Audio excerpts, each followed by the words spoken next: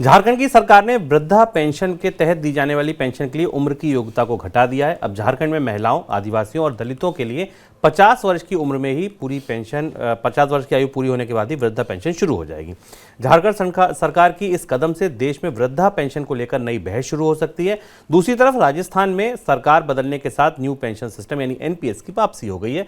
भजनलाल सरकार ने पूर्व की गहलोत सरकार का फैसला पलटते हुए एनपीएस को फिर से लागू कर दिया है। गहलोत सरकार ने एनपीएस की जगह पुरानी पेंशन व्यवस्था को लागू किया था।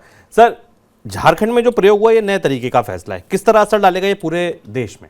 चुनाव की तरफ बढ़ते हुए सरकारें लोक लुभावन होने के नए नए तौर तरीके ईजाद कर रही हैं। इस फैसले का मतलब समझिए, 36 लाख लोग झारखंड में ऐसे हैं जिन्हें अब पेंशन मिलेगी। वृद्धावस्था या जो बुजुर्ग होने पर पेंशन मिलती है वो 60 साल की जगह 50 साल पर मिलेगी।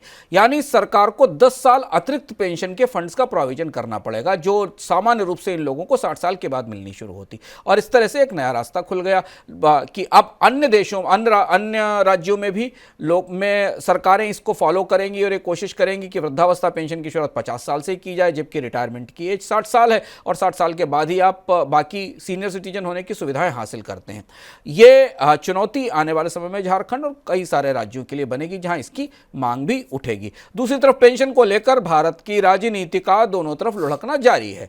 पिछली सरकार राजस्थान में पुरानी पेंशन लागू कर रही थी और अब नई सरकार ने जिस बात की संभावना थी सूचना जारी करके पुरानी पेंशन योजना को खत्म करके नई पेंशन योजना को फिर से लागू कर दिया। पर पेंशन पर निगाह रखना जरूरी है, क्योंकि पेंशन को लेकर शायद इस बार बजट में कुछ घोषणाएं की जा सकती हैं।